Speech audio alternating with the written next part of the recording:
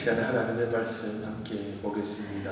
오늘 우리에게 주신 하나님의 말씀 에베소서 6장 1절로 4절까지 말씀입니다. 에베소서 6장 1절에서 4절까지의 말씀입니다.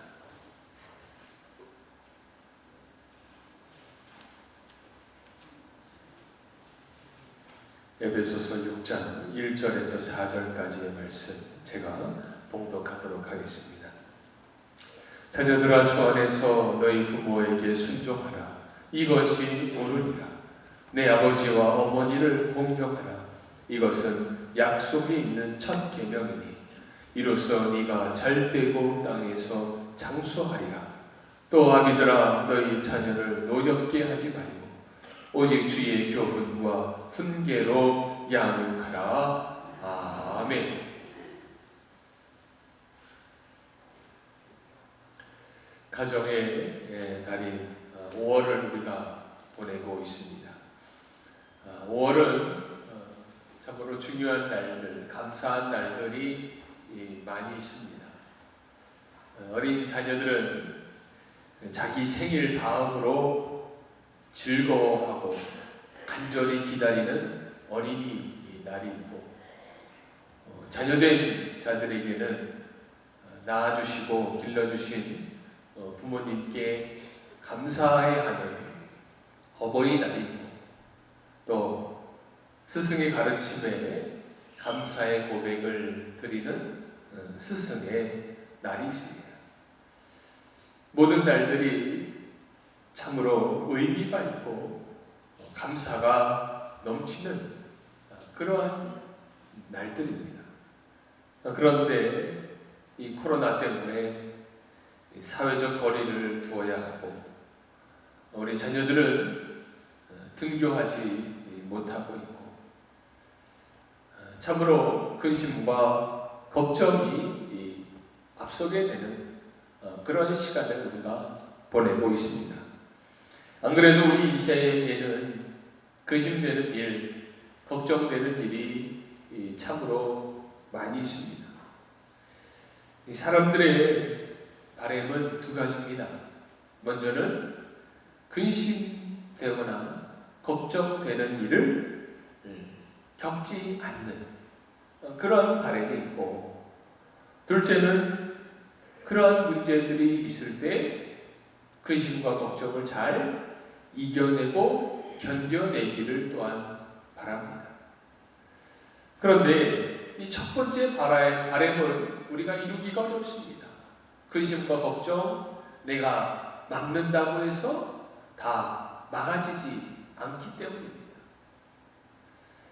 두 번째 바람을 우리는 이루어야 합니다. 즉, 근심과 걱정의 문제들이 우리에게 다가올 때 그것을 잘 견디고 이겨내야 합니다. 어느 스승에게 한 젊은 제자가 있었습니다. 그 제자는 항상 입에 불만이 가득했습니다. 하루는 스승이 제자를 불러서 소금 한 사발과 물 한 컵을 가지고 오라고 합니다. 그리고는 가지고 온 물 한 컵에 이 소금 한 주먹을 그 컵에 집어넣습니다. 그리고 숟가락으로 휘저은 후에 제자에게 마시라고 합니다. 제자는 그 물을 마시고 얼굴을 찡그립니다. 그리고 그 제자에게 스승이 묻습니다. 물맛이 어떠냐? 제자는 불만과 화가 가득 섞인 목소리로 당연히 짜지요. 그래서 이번에는 그 제자를 데리고 스승이 호숫가로 갑니다. 호숫가로 가서 방금 그 소금에 똑같은 양을 한 주먹 쥐어서 호수에 뿌린 후에 휘젓습니다. 휘저은 후에 다시금 컵에 그 호수물을 담아서 제자에게 마시라고 준 겁니다. 제자는 그 물을 마십니다. 그리고 스승이 묻습니다. 맛이 어떠냐? 제자가 대답합니다. 아주 시원합니다. 스승이 또 묻습니다. 짜지는 않더냐? 당연히 하나도 짜지 않습니다. 스승이 말합니다. 인생의 근심과 걱정, 고통은 이 소금과 같다. 그런데 짠맛의 정도는 담는 그릇에 따라 달라진다. 내 속에 소금과 같은 근심과 걱정, 고통이 있다면 네가 컵이 되지 말고 큰 호수가 되라. 우리가 삶 가운데 이 소금과 같은 근심과 걱정을 경험하게 됩니다. 그런데 내 마음이 조그마한 컵과 같다면 그 근심과 걱정은 나에게 견딜 수 없을 만큼의 엄청난 고통이 될 것입니다. 그러나 내 마음의 그릇이 넓은 호수와 같다면 아무런 고통도 겪지 않게 될 것입니다. 오늘은 어버이 주일이고 5월은 가정의 달입니다. 가정의 중요성을 다시 한번 되새기는 시간을 우리가 보내고 있습니다. 이 가정의 중요성은 우리나라뿐만 아니라 모든 나라도 동일합니다. 그런데 그렇게 중요한데 모든 가정이 그리 평안하지는 못합니다. 수많은 인생의 근심과 걱정의 문제들이 있는데 그 문제들이 대부분 어디서 올까요? 외부적인 환경에서 그 모든 문제들이 오느냐? 그렇지 않습니다. 대부분의 삶의 근심과 염려는 다 어디에서 오느냐? 가정에서 오는 경우가 많이 있습니다. 그렇다면 하나님께서 우리에게 이렇게 수많은 근심과 걱정을 안겨주시기 위해서 그런 가정을 우리에게 허락하셨을까요? 그렇지 않습니다. 하나님은 우리들의 가정이 하나 되길 바라고 이 가정이 행복하기를 원하십니다. 또한 이 가정에서 나타나는 이 행복의 힘으로 세상에 나가서 이겨낼 힘을 공급받기를 하나님은 또한 원하십니다. 그런데 생각처럼 말처럼 쉽게 그렇게 되지를 못합니다. 그러면 어떻게 해야 될까요? 바로 내 마음의 그릇을 내가 점검을 해야 합니다. 소금을 담은 내 마음의 그릇이 과연 작은 종이컵과 같지는 않은가? 아니면 넓은 호수와 같은가? 우리는 그것을 살펴보아야 합니다. 그런데 우리의 마음은 넓은 호수와 같아야 되는데 수많은 어려움, 또한 완악함, 온갖 고집으로 가득 차 있는 경우가 많습니다. 아마도 가정 안에서 나타나는 근심과 걱정의 문제들이 크면 클수록 내 마음의 그릇은 더 작을지 모릅니다. 예레미야 16장 12절에 보면 너희가 너희 조상들보다 더욱 악을 행하였도다. 보라, 너희가 각기 악한 마음에 완악함을 따라 행하고 나에게 순종하지 아니하였으므로라고. 이스라엘 백성이 남과 북으로 갈라지고 또 이 바벨론과 아수르에 의해서 멸망하게 되고 포로가 되고 이 고통을 겪게 된 이유가 무엇 때문이냐? 바로 각기 악한 마음에 완악함을 따라 행했기 때문이다라는 거예요. 이 완악함은 무엇이냐? 이 완악함은 우리를 고통에 이르게 할 뿐입니다. 그럼 이 완악함을 어떻게 해야 우리가 버릴 수 있을까요? 이스라엘 백성이 이 완악함에서 벗어나 행복을 누리기 위해서는 어떻게 해야 한다고 합니까? 방금 읽은 예레미야 말씀 마지막에 뭐라고요? 나에게 순종하지 아니하였으므로 라고 합니다. 즉 반대로 말하면 어때요? 하나님의 말씀에 순종하면 하나님께서 내 안에 있는 완악함도 사라지게 해주시고 하나님께서 이스라엘 백성을 다시금 세워주신다라는 것입니다. 그렇습니다. 우리가 부모된 입장에서 또 자녀된 입장에서 가족의 한 구성원의 입장에서 서로가 호수와 같은 마음을 갖기 위해서는 무엇에 순종해야 합니까? 바로 하나님의 말씀에 순종해야 합니다. 하나님의 말씀에 순종할 때 하나님께서 우리에게 허락하신 그 가정, 행복을 이루도록 하기 위해서 허락하신 그 가정이 정말 온전한 행복으로 가득 차게 될 줄로 믿습니다. 그러면 어떻게 해야 이런 하나님의 말씀에 순종함으로 넓은 마음을 가지게 될까요? 하나님께서 우리에게 원하시는 말씀이 무엇일까요? 두 가지입니다. 오늘 본문 말씀 함께 보았는데 첫째는 뭐예요? 부모에게 순종해야 합니다. 본문 1절에 보면 자녀들아 주 안에서 너희 부모에게 순종하라 이것이 옳으니라. 옳으니라.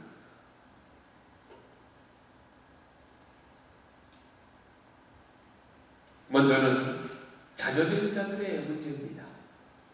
자녀들이 완악함을 버리고 넓은 호수와 같은 마음을 갖기 위해서는 어떻게 해야 돼요? 부모에게 순종해야 합니다. 자녀들에게 있어서 소금과 같은 근심과 걱정, 그 근원은 누구냐? 부모다라는 거예요. 부모.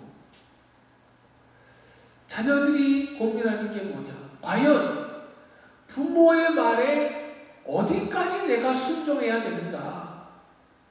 그것이 가장 큰 스트레스입니다. 자녀를 향한 부모의 요구가 자녀의 입장에서 도저히 받아들일 수 없는, 그렇기 때문에 과연 자녀들이 그 문제로 인해서 고민하고 걱정하는 것일까요? 물론 그런 것도 있을 것입니다. 예를 한번 들어봅시다. 나는 너무 공부가 하고 싶어요. 너무 공부가 하고 싶고 중학교도 가고 싶고 고등학교도 가고 싶고 대학교도 가고 싶어요. 그런데 부모가 야, 우리 집안의 형편을 봐라. 네 밑에 동생들을 봐라. 너는 이제 국민학교 나왔으니까 그만 배우고 저기 공장에 가서 일해라. 그래서 네 동생들을 좀 가르쳐야 되지 않냐. 만약에 이런 요구를 한다면은 부모가 어떻게 느껴질 수 있어요? 원망스럽게 느껴질 수 있어요. 과연 이 부모의 말에 내가 정말 순종해야 되는가? 그렇게 고민할 수 있을 거예요. 그런데 봅시다. 요즘 시대에 이런 부모가 있습니까? 요즘 시대에 이런 부모는 없습니다. 한 자라도 더 가르치기를 원하는 것이 지금의 부모입니다. 그러면 장성에서 나타나는 갈등의 문제 중에 결혼의 문제를 봅시다. 부모가 자녀에게 너는 부모가 짝지어준 사람과 결혼해야 한다. 우리 집안을 일으켜야 되니까 저 집안과 네가 결혼을 해야 한다. 얼굴은 볼 필요도 없다. 결혼식은 내일이다. 이러한 요구를 하면은 순종하기 어려울 거예요. 정말로 부모가 원망스러울 수 있을 거예요. 그런데 요즘에 그런 부모가 있습니까? 없습니다. 부모가 볼 때에 저 남자하고 저 여자하고 결혼하면 분명히 내 자식이 평생 또 힘들게 고통스럽게 살 것 같아서 뜯어 말려요.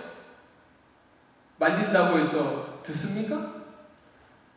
부모랑 연을 끊으면 끊었지 자기가 사랑하는 사람과는 끊을 수가 없는 것. 그런 모습이 지금의 모습이다라는 것. 물론 정말 자녀 입장에서 부모의 잘못된 요구로 인해 순종하기 어려운 상황이 올 수도 있을 것입니다. 그런데 대부분의 순종하지 못하는 이유가 무엇 때문이냐? 바로 내 안에 완악함 때문이다. 내가 내 스스로 정해놓은 것들, 자꾸 그것들을 온전히 내가 소유하지 못하도록 부모가 방해할 때 그것으로 인해서 분노가 생기고 순종하지를 못하는 겁니다. 하나님은 우리에게 말씀하십니다. 자녀들아, 주 안에서 너희 부모에게 순종하라. 여기까지만 말씀하시는 것이 아니라 이것이 무엇이다라고 말씀하세요? 이것이 옳으니라. 이것이 옳으니라. 우리가 어떻게 해서 이 자리에 앉아 있습니까? 동생들을 위해, 가정 형편으로 인해 자기 공부를 접고 공장에 가서 일하고 노동 현장에 가서 일했던 그 부모의 말에 순종했던 우리들의 부모들이 있었기 때문이다. 내가 연애 한번 제대로 해보지도 못하고 그저 부모의 말에 순종해서 결혼을 했던 그런 부모가 있었기 때문에 우리가 이 자리에 있다라는 것입니다. 하나님이 옳은 것이다 라고 말씀하신 그 순종을 행했기 때문이다 라는 거예요. 자녀된 자로서 내 안에 있는 완악함, 부모의 말에 순종하지 못하게 만드는 내 안에 있는 그 완악함을 버리기 위해서는 하나님이 말씀하신 이 옳은 일을 행할 때에 내 안에 있는 모든 불순종의 완악함이 사라지게 될 줄로 믿습니다. 우리는 이 옳은 일을 행해야 돼요. 이 옳은 일을 행하면 어떤 일이 나타난다라고 합니까? 본문 2절에서 3절 보면 내 아버지와 어머니를 공경하라. 이것은 약속이 있는 첫 계명이니 이로써 네가 잘되고 땅에서 장수하리라. 아멘. 하나님께서는 이 약속의 계명, 하나님이 하신, 하나님이 옳다라고 말씀하신 이 계명을 잘 지키면 하나님께서 우리에게 손해를 주시는 것이 아니라 우리에게 무엇을 주세요? 이 땅에서 잘 되고 장수하는 복을 우리에게 허락해 주시는 줄로 믿습니다. 내 것을 그 순간에는 부모가 나를 못 살게 하고 내 뜻을 자꾸 꺾으려고 하고 그래서 내가 마치 순종하면 손해볼 것 같다는 생각을 가져서 불순종해요. 그러나 끝까지 순종하면 하나님께서 우리에게 손해를 입히시는 것이 아니라 놀라운 은혜와 복을 허락해 주실 줄로 믿습니다. 이 은혜와 복으로 말미암아 가정 안에 행복이 임하게 될 줄로 믿습니다. 아멘. 두 번째입니다. 두 번째는 자녀를 사랑해야 합니다. 본문 4절에 보면 또 아비들아 너희 자녀를 노엽게 하지 말고 오직 주의 교훈과 훈계로 양육하라 말씀하십니다. 이제는 부모들에게 말씀하십니다. 자녀들을 노엽게 하지 말고 주의 말씀으로 양육해야 된다라고 우리에게 말씀하십니다. 부모들도 마찬가지입니다. 부모들의 인생에서 가장 큰 근심과 고민의 원천은 무엇입니까? 바로 자녀들의 문제입니다. 이 근심은요, 내 육신이 눈을 감는 그 순간까지도 계속 되게 됩니다. 물론 자녀들의 행복과 안전을 위한 근심이기도 합니다. 그런데 여기서의 근심과 고민은 자녀들을 온전히 품지 못하기 때문에 오는 근심과 걱정일 때가 많습니다. 큰 호수와 같은 마음으로 자녀를 품어야 되는데 무엇으로 품느냐? 내 욕심의 그릇으로 자녀들을 품으려고 하니까 문제가 되는 것입니다.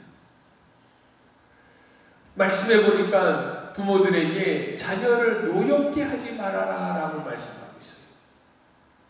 여기서 노엽다라는 말의 의미가 무엇이냐? 사절을 찾아보니 화가 날 만큼 분하고 섭섭하게 하는 것, 그것을 의미합니다. 분하게 하고 섭섭하게 만드는 것. 즉 자녀들을 뭐하게 만들지 말라고요? 섭섭하게 만들지 말아라. 즉 자녀에게 상처 주지 말아라. 그렇게 말씀하고 있는 거예요. 그러면은 부모들이 자녀에게 섭섭하게 만들고 자녀에게 상처 주는 것, 과연 무엇 때문에 그럴까요? 그것은 바로 자녀들을 향한 잘못된 가르침 때문이다라는 거예요. 부모들이 자녀를 향해 호수와 같은 마음을 갖지 못하는 이유도 바로 잘못된 가르침을 행하고 있기 때문이다라는 거예요. 무엇을 보면 알 수 있습니까? 방금 읽은 4절의 본문 말씀, 자녀들을 노엽게 하지 말라고 하시면서 그 뒤에 곧바로 무슨 말씀을 하세요? 오직 주의 교훈과 훈계로 양육하라 라고 말씀하고 있어요. 즉 앞에서 말한 노엽게 만드는 것이 무엇에 문제가 있었던 거예요? 바로 교육에 문제가 있었다라는 거예요.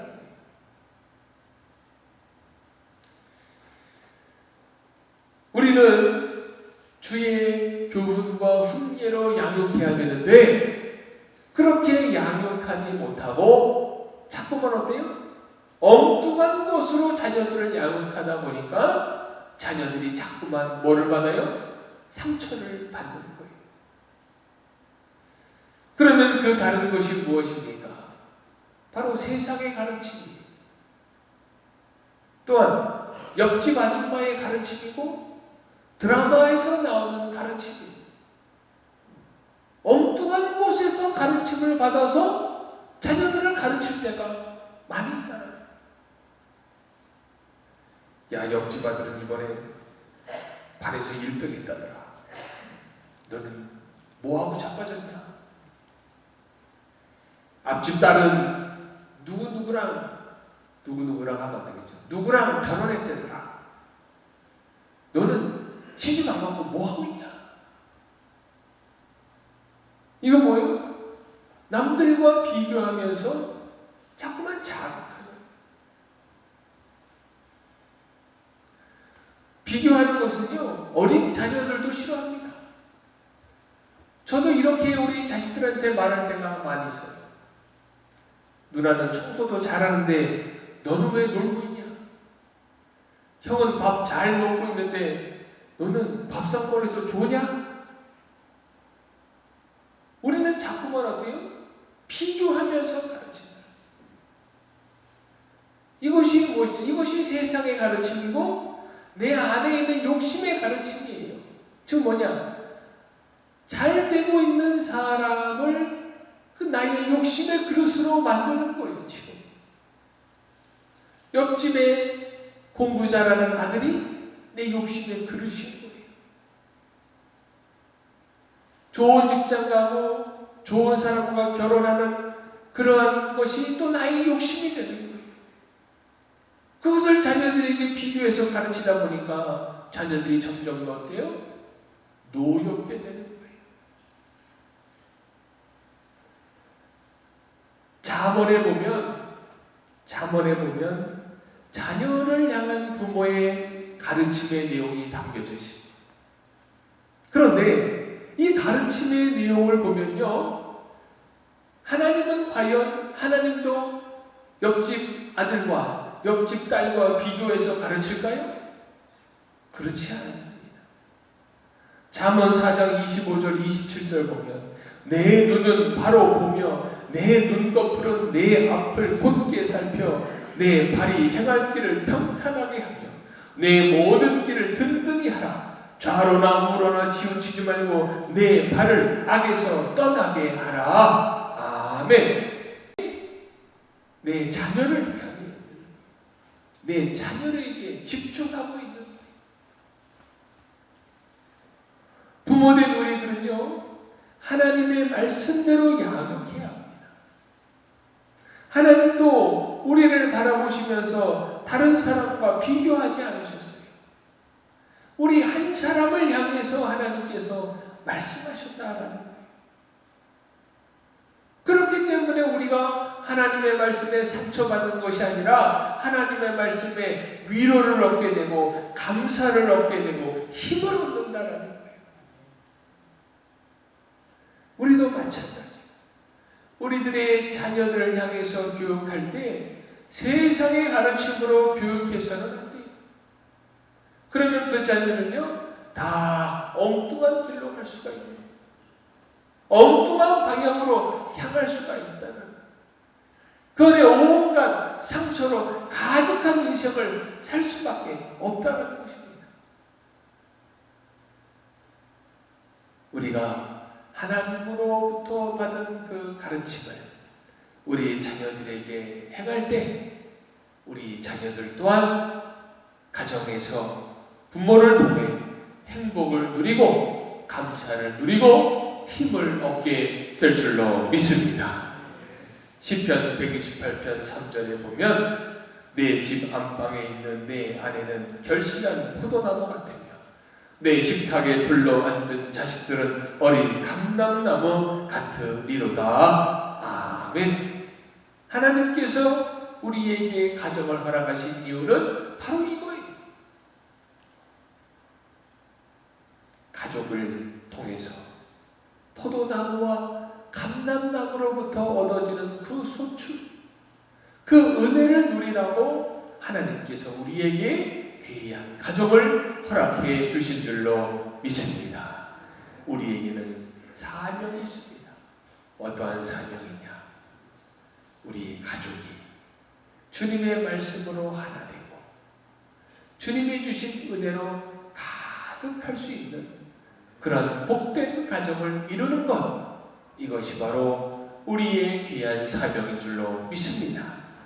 자녀들을 통해서 또 부모를 통해서 하나님의 은혜를 경험할 수 있도록 서로가 작은 종이컵 같은 완악함으로 가득한 마음으로 서로를 대하는 것이 아니라 호수와 같은 하나님의 말씀에 순종함으로 말미암아 완악함은 다 떠나가고 하나님이 주신 그 호수와 같은 마음을 가져 서로가 서로를 품음으로 말미암아 행복을 누리시는 귀한 가정들이 되시기를 주의 이름으로 간절히 축원합니다. 아멘.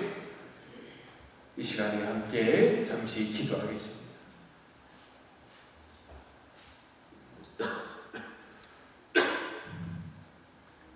주신 말씀 붙들고 함께 기도합시다. 특별히 이 시간 가정을 위해서 기도합시다. 주님, 우리 가정이 정말 하나님이 주시는 은혜로 행복이 가득한 가정입니까? 내가 부모된 자로서, 자녀된 자로서 하나님의 말씀에 순종함으로 말미암아 완악함을 버리고 호수와 같은 마음으로 서로를 품고 있습니까? 만약 그리하지 않았다면 이 시간에 회개하고 결단함으로 말미암아 호수와 같은 마음을 가지고 하나님의 말씀에 순종하여 부모에게 순종하고 자녀를 사랑하는 귀하고 복된 성도가 되게 해달라고 이 시간에 함께 기도하겠습니다. 주여 한번 부르고 통성으로 함께 기도합니다. 주여 하나님 감사합니다. 오늘도 귀하고 복된 말씀을 통해서 하나님의 뜻을 깨닫게 하시니 감사합니다. 주님, 우리가 회개나 내 안에 완악함으로 가득 차 있지 않았습니까? 아버지, 넓은 호수와 같은 마음을 가져야 하는데 세상의 가르침을 따르며 내 욕심의 그릇으로 가득 채우며 살지 않았습니까? 그리하여 우리 가정이 나로 인해서 상처를 받고 있지 않습니까? 불행의 길을 걷고 있지 않습니까? 주여 용서하여 주시옵소서. 이제는 하나님의 말씀에 순종하여 내 안에 모든 완악함이 떠나가고 우리의 마음이 호수와 같이 변하여 주님이 주시는 은혜와 행복을 누리게 하여 주시옵소서. 부모에게 순종하며 자녀들을 부모의 하나님의 말씀으로 양육하고 그리하여 하나님의 뜻 가운데 온전히 바로 세워지는 우리들의 가정이 될 수 있도록 하나님 함께 하시고 인도하여 주시옵소서. 주님 감사합니다. 하나님 감사합니다. 우리에게 귀한 말씀을 통해서 다시 한번 가정의 소중함을 깨닫게 하시니 감사합니다. 혜견아, 우리도 작은 컵과 같은 완악함으로 가득한 마음 때문에 가정 안에서 서로에게 상처만 주고 있지는 않았습니까? 주여 용서하여 주시옵소서. 오직 하나님의 말씀에 순종함으로 말미암아 내 안에 있는 모든 완악함은 떠나가고 호수와 같은 마음으로 서로를 품는 귀하고 복된 삶을 살게 하여 주시옵소서. 그리하여 하나님이 복 주시는 가정 되게 하시고 하나님이 주시는 평안과 행복이 가득한 나의 가정, 우리의 가정이 되게 하여 주시옵소서. 예수님의 이름으로 기도드리옵나이다. 아멘.